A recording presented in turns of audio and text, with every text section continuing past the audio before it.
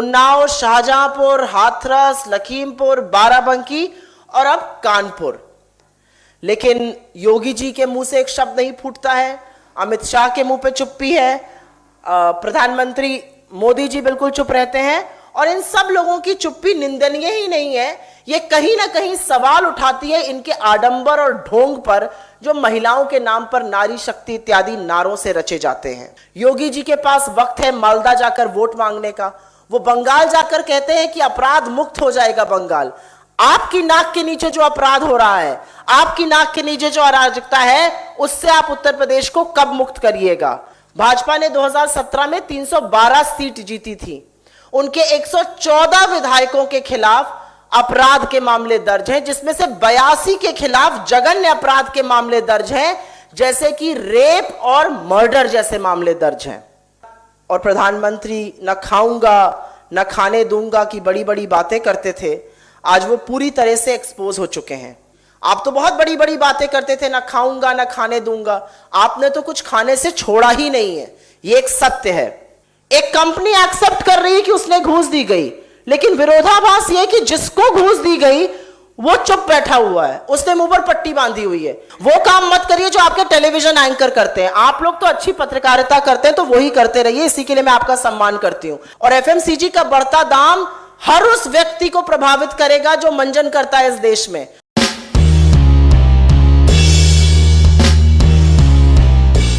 आप सब लोगों को मेरा नमस्कार। आज महाशिवरात्रि की आप सबको अनेकानेक शुभकामनाएं। देवों के देव महादेव सद्बुद्धि दे सरकार में बैठे लोगों को और हमारी महिलाओं को सुरक्षित बनाए, मैं यही आशा करती हूँ। आज दो मामले हैं।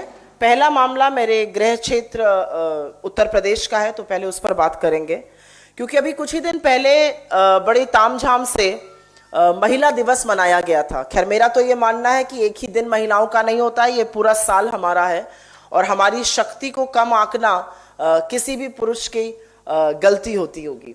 खैर महिला दिवस मनाया गया, नारी शक्ति का आह्वान हुआ और उसके बाद एक के बाद एक खबर जो उत्तर प्रदेश से महिलाओं के दमन की, बढ़ते हुए अपराध की आती है, वो सभ्य समाज के नाम पर एक धब्बा है और ये थमने का नाम नहीं लेती है। उन्नाव, शाहजहांपुर, हाथरस, लखीमपुर, बाराबंकी और अब कानपुर। एक 13 साल की बच्ची का रेप होता है, उसके पिता एफआईआर करते हैं और उन्हीं को कुचलकर मार दिया जाता है। आपको याद है उन्नाव में भी ऐसा ही हुआ था। ऐसा क्यों होता है? क्योंकि पहले तो पीड़िता के साथ जघन्य अपराध कर दो और फिर उसको अगर कोई थोड़ा बहुत हक दिलाने की लड़ाई लड़ने वाला हो उसको भी मार डालो, हर साक्ष्य खत्म कर दो। और यह बिल्कुल भी चौंकाने वाली बात नहीं है कि जो मुख्य अभियुक्त हैं उनके पिताजी उत्तर प्रदेश में पुलिस अधिकारी हैं। तो न पैरवी होगी, न दोषियों को सजा मिलेगी और महिलाओं के खिलाफ अपराध निरंतर बढ़ता जाएगा।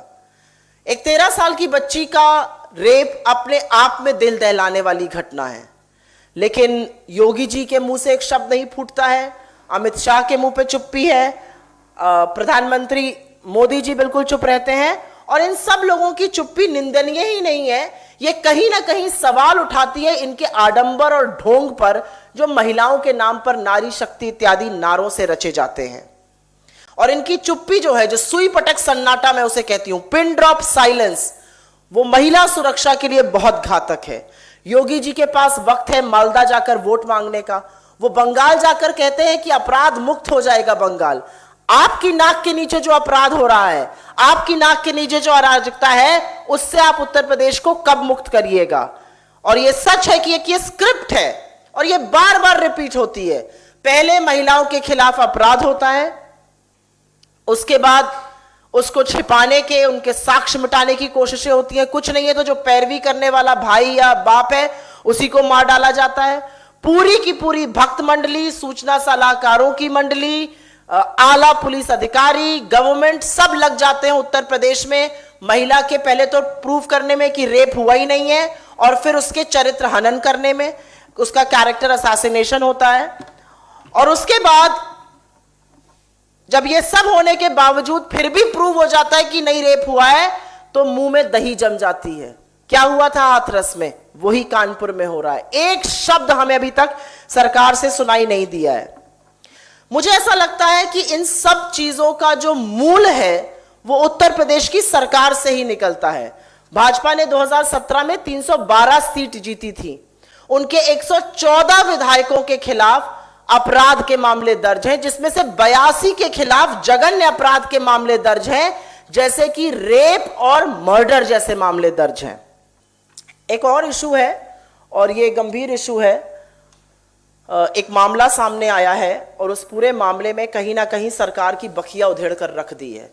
जो सरकार और प्रधानमंत्री न खाऊंगा न खाने दूंगा की बड़ी बड़ी बातें करते थे, आज वो पूरी तरह से एक्सपोज हो चुके हैं। हाँ, मैं स्कैनिया के घोटाले की बात कर रही हूं। स्कैंडिनेवियन रिपोर्ट ने यह साबित किया है कि केंद्र सरकार को और कुछ प्रांत की सरकारों को घूस दी गई थी बस के कॉन्ट्रैक्ट्स के लिए, और इसीलिए मैं मानती हूं कि यह घोटालों की सरकार है, क्योंकि जब कोई घोटाला सामने आता है तो पूरी तरह से चुप्पी आ जाती है। मैं बार बार कहती हूं, पिन ड्रॉप साइलेंस, सुई पटक सन्नाटा। और यह बड़ा मामला है। हम जानना चाहते हैं कि ये किस केंद्रीय मंत्री की बात हो रही, क्योंकि एक केंद्रीय मंत्री के ऑफिस से एक अदना सा स्टेटमेंट रिलीज हुआ है, लेकिन साक्ष्य दिखाते हैं कि जो भ्रष्टाचार है वो पूरी तरह से व्यापक था, पूरी तरह से व्याप्त था। जो जो लोग उस कंपनी से मिल रहे थे उनकी अभी हम आपके साथ तस्वीरें साझा करेंगे, क्योंकि बताना जरूरी है कि जो जगजाहिर था भ्रष्टाचार, उसमें कौन कौन लिप्त था, कौन सी वो प्रांतीय सरकारें थी, केंद्र सरकार ने उस पर क्या एक्शन लेने की कोशिश करी। क्यों चुप हैं आज मोदी जी? आप तो बहुत बड़ी बड़ी बातें करते थे, ना खाऊंगा ना खाने दूंगा। आपने तो कुछ खाने से छोड़ा ही नहीं है, ये एक सत्य है। और यह भी सत्य है कि सरकार को इस पूरे मामले की जांच करनी चाहिए, इसलिए क्योंकि जिसने रिश्वत दी वो स्वीकार कर रहा है, रिपोर्ट उस कंट्री की स्वीकार कर रही है कि रिश्वत दी गई। जिसने रिश्वत ली वो मुंह में दही जमाए बैठा है, वो एक शब्द नहीं कहना चाहता है।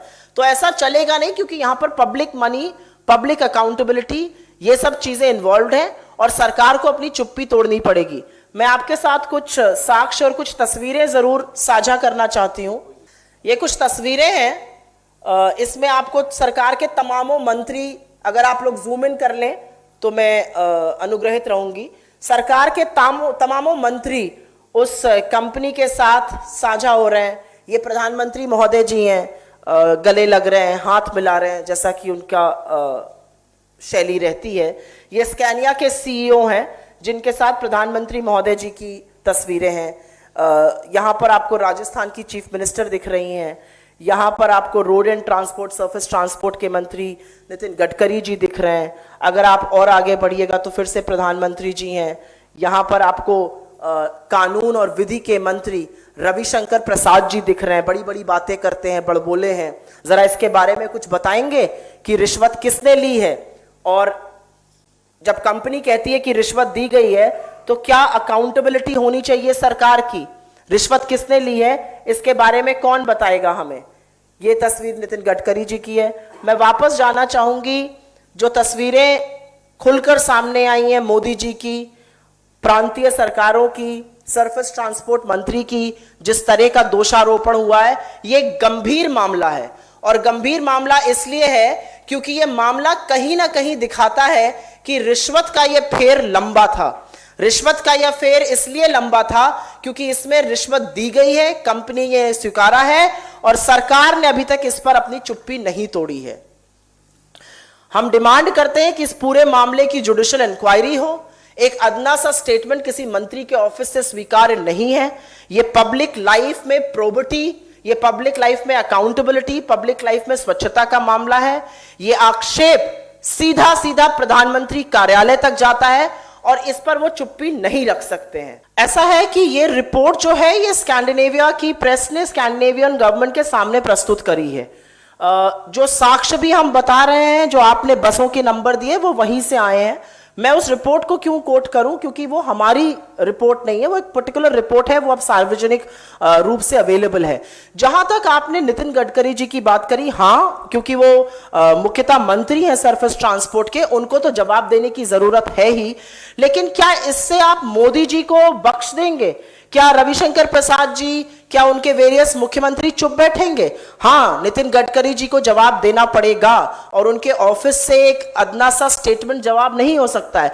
लेकिन हमने आपको साक्ष्य यहां पर प्रस्तुत किए कि किस तरह से इंडियन गवर्नमेंट के आला अधिकारी, आला मंत्री और यहां तक कि प्रधानमंत्री महोदय जी भी इस पूरी संरचना का हिस्सा थे। और अगर ऐसे मामले में मोदी जी की तस्वीरें सामने आई हैं स्कैनिया के सीईओ के साथ, तो वो एक्सप्लेन तो करे कि क्या बातचीत हो रही थी। क्योंकि जो रिपोर्ट है वो कहती है कि केंद्र सरकार को, राज्य सरकारों को घूस दी गई। एक कंपनी एक्सेप्ट कर रही है कि उसने घूस दी गई, लेकिन विरोधाभास यह कि जिसको घूस दी गई वो चुप बैठा हुआ है, उसने मुंह पर पट्टी बांधी हुई है। तो मुझे ऐसा लगता है कि सार्वजनिक जीवन में होने के नाते हर व्यक्ति को ईमानदारी से आगे आकर साक्ष्य प्रस्तुत करने चाहिए, इसके बारे में क्लैरिफिकेशन देना चाहिए और इसको फिर से जो एक कारपेट के नीचे ब्रश कर दिया जाता है, इसको हर तरह से हटा दिया जाता है, मामला धीमे से उसको गायब कर दिया जाता है, वो नहीं हो सकता है। क्योंकि ये पब्लिक लाइफ का मामला है, इसकी उंगली सीधे प्रधानमंत्री कार्यालय तक उठी है। ऐसा है कि मैं सबसे पहले तो एक महिला होने के नाते इसकी घोर निंदा करती हूं। सार्वजनिक जीवन में होने के नाते मुझे ऐसा लगता है कि हमारी पॉलिटिक्स में, हमारी राजनीति में, सार्वजनिक जीवन में हिंसा की लेश मात्र भी जगह नहीं है। और मुझे ये दुख होता हुए देखते हुए, कहते हुए, जिस तरह का माहौल है बंगाल में, 73 साल आजादी के बाद आज हम रक्त रंजित राजनीति की बात कर रहे हैं। आज एक दूसरे के ऊपर भाजपा और तृणमूल हिंसा का आरोप लगा रहे हैं, वो मर्डर का आरोप लगाते हैं, वो रक्त रंजित राजनीति की बात करते हैं। अगर समय रहते हुए तृणमूल की सरकार ने विकास का काम किया होता, शिक्षा का काम किया होता, युवाओं की रोजगार का काम किया होता, तो आज मूल मुद्दों पर बात होती। अगर समय रहते अभी भी भाजपा चेत जाए और विभाजन ना करे, विभाजनकारी नीतियां ना अपनाए, हर जगह जाके ध्रुवीकरण ना करे, तो मुद्दों पर राजनीति होगी। मुझे दुख है कि उनके साथ ऐसा हुआ, लेकिन मैं ये भी कहती हूं कि सभ्य समाज में, सार्वजनिक जीवन में हिंसा की कोई जगह नहीं है। देखिए, ऐसा है कि जब कभी भी ऐसी खबर सामने आती है तो उसको फर्स्ट इंस्टेंस आप सही ही मान के रिएक्ट करिएगा। उनके पास हो सकता है कुछ और साक्ष्य हो, वहां के पीसीसी प्रेसिडेंट हैं, उनके पास हो सकता है कुछ और इसके बारे में साक्ष्य हो, कुछ और सच वो जानते हो जो मैं अभी यहां पर खड़े होकर नहीं जानती हूं। मेरे हिसाब से एक हिंसा का मामला हुआ है, उनको चोट पहुंची है और इसलिए मैं इसको डिनाउंस करना अपनी जिम्मेदारी समझती हूं, क्योंकि पब्लिक लाइफ में मेरे अकॉर्डिंग ऐसा नहीं होना चाहिए। मुझे लगता है कोई विरोधाभास नहीं है। जो खबर सामने आई उस पर हमारे वरिष्ठ नेताओं ने या हम में से कुछ लोगों ने रिएक्ट किया, उसको आप विरोधाभास ना कहिए, हमने आती हुई खबर पर रिएक्ट किया है। अगर हमारे पीसीसी प्रेसिडेंट ने इसको कुछ और बताया है तो ये उनकी व्यक्तिगत राय हो सकती है और हो सकता है उनके पास इसका कोई और साक्ष्य हो जो हमारे साथ अभी साझा नहीं हुआ है। लेकिन मैं फिर से कहूंगी कि पब्लिक लाइफ में मुद्दों की बात होनी चाहिए। आज बंगाल चुनाव 9 फेजेस में क्यों हो रहा है, इसकी बात होनी चाहिए। आज बंगाल चुनाव में आजादी के 73 साल बाद रक्त रंजन की क्यों बात हो रही है, इसकी बात होनी चाहिए। ये सारी बातें आज नहीं हो रही हैं और इसके बारे में सवाल उठना जरूरी है। मैंने ये कहा कि हो सकता है उनके पास कुछ ऐसा, आप मेरी बातों को पहले तो तोड़िए मरोड़िए नहीं, वो काम मत करिए जो आपके टेलीविजन एंकर करते हैं। आप लोग तो अच्छी पत्रकारिता करते हैं तो वही करते रहिए, इसी के लिए मैं आपका सम्मान करती हूं। आप लोग टेलीविजन एंकर से अपने मत इंस्पायर होइए, क्योंकि वो बातों को तोड़ते मरोड़ते हैं। मैंने निजी राय नहीं कहा, मैंने कहा हो सकता है उनके पास कुछ ऐसे साक्ष्य या सबूत हो जो हमारे साथ अभी तक साझा नहीं हुए हैं। मैं खुश हूं कि आपने मुद्दे की बात करी। एडिबल ऑयल का प्राइस 95 रुपए होता था, अब 150 रुपए में मिल रहा है, लेकिन इसके बारे में कोई बात नहीं कर रहा है, इसके बारे में कोई मीडिया नहीं कर रहा है। जो मीडिया, और मैं आज मीडिया में होने के नाते भी थोड़ा सा मीडिया को खरी खोटी सुनाऊंगी, और इसलिए सुनाऊंगी क्योंकि जब हम भी मीडिया में होते थे तो हम बढ़ती कीमतों पर बड़ी हाय तौबा मचाते थे। आज वही मीडिया के एडिटर्स न्यूज चैनल्स पर बैठकर या एडिटोरियल लिखकर यह समझाने की कोशिश कर रहे हैं कि कोई बात नहीं, अगर महंगाई है, आप राष्ट्र निर्माण में सहयोग कर रहे हैं। तो जब पहले महंगाई का आप विरोध करते थे और भाजपा भी करती थी, तो क्या आप देशद्रोह कर रहे थे, आप राष्ट्रद्रोह कर रहे थे?